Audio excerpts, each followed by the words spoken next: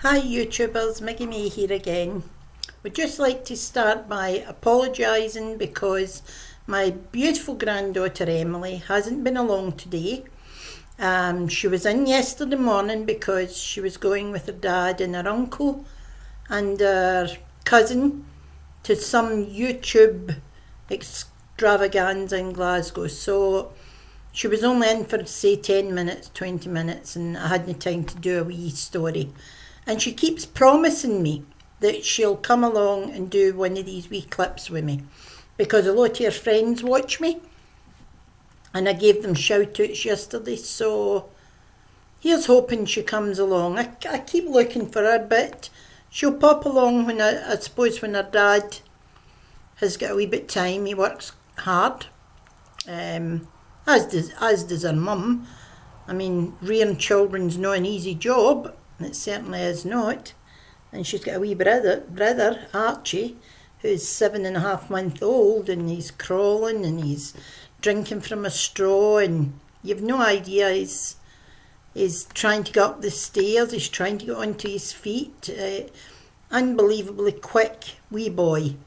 But then they're off of me, so why not? Anyway, I'll start by telling this wee story about something that happened to me when I lived in an up and downstairs house. The house I'm in at the moment is all in the flat, and I told you for 40 years I've been in here most of the time. But there was a period of 8-9 years that I left here and moved around a few other houses. Well, I was in an up and downstairs house, a brick house, and a beautiful house, beautiful. And I loved it, absolutely loved it. And up the stairs was the 3 bedrooms and the bathroom. And of course I had the back room because the back room led into the woods. So it was nice and quiet. There was no road going past. Anyway, I'm watching a film down the stairs and I'm put on a boot, and I don't know, I started to feel very cold, but I thought, get up into my bed and I'll lie and read my book. So off I went up the stairs, got sorted out, get my jammies on and my gown, whatever it was, and get into my bed. And I'm lying reading. My favourite author at the moment, at that time, was John Saul. Then I started reading Herbert and Lamont. I like Lamont. He's an easy reading, ghosty books anyway. So I'm glued to this book. And for some reason, I started to feel quite uneasy, but it was night time and I was in the house myself. So as I'm lying, I obviously fell asleep.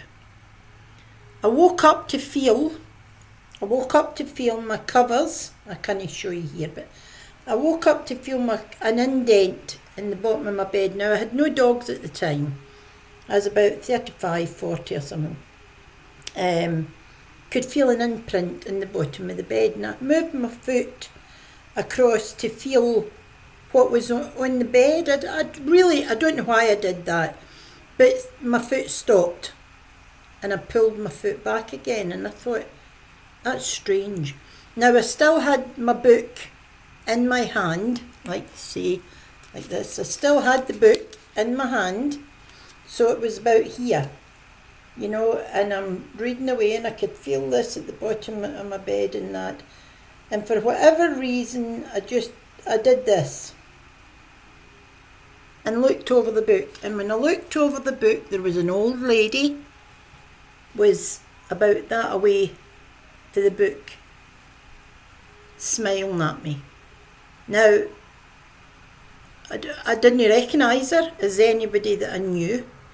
But my whole inside juddered, absolutely trembled. And I quickly put the book down and she disappeared. And I thought, did I imagine that? I was petrified. But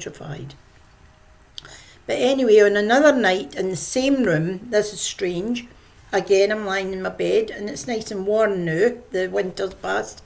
It's nice and warm and I'm lying on my bed. Now the way as you can see, I'm a big lady, so I'm lying on my side and my legs obviously underneath me at the bottom. This is maybe going to be difficult to explain, but anyway, I'm lying just quite thin, you know.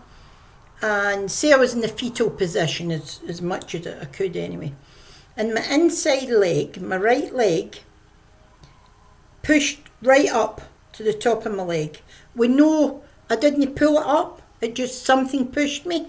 Something pushed my foot up, which made my knee bend, and my foot come up to nearly my backside.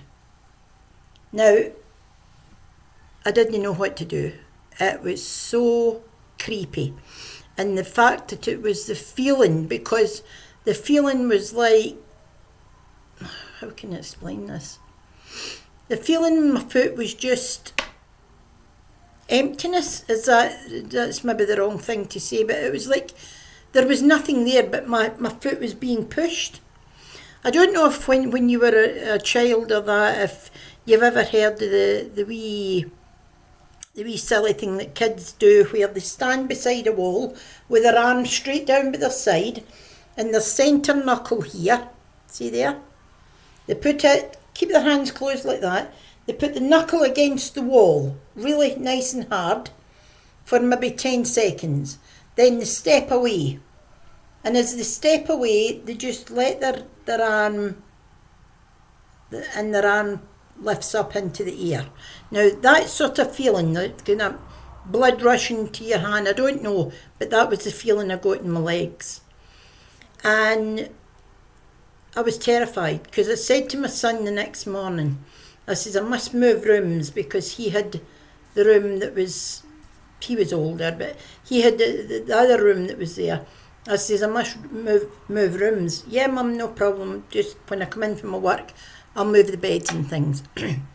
Anyway, he didn't move me that night, but goes to my bed that night, decided not to read ghosty books or anything like that. I'm lying in my bed, and again, this is going to be describe this. I'm lying in my bed, obviously, my legs like they are. Something moved up the inside of my leg there to my knee, and I thought, oh my God, that's surely not a spider or a mouse or anything. Crossed across and went back down my other leg, and it was like a lady's hand up the inside, across at my knee and down the other side.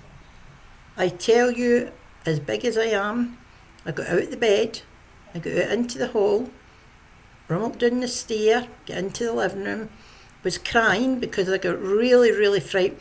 No long before that, I had lost my good friend that I had for 30 years, and she used to joke with me, if I go before you, Margaret, I'm going to come back and I'm going to slip up the covers and frighten you. And when that happened, I thought, oh my God, could that have been her telling me, like, I'm okay? So I don't know. So if it was you, then I'd rather you would just appear to me or give me a nice feeling, because that really, really scared me. It was, I can't explain it. The goosebumps. I don't know if you've ever seen goosebumps, my legs, my arms, everything. I was so scared, so scared. Well, that was the up and downstairs house that I was in. And as much as I loved living there, it was an eerie house compared to the other houses that I've lived in. That was an eerie house. And the strange thing was the family that was in the house before me had been in the house 56 years. I was actually the second tenant in this council property.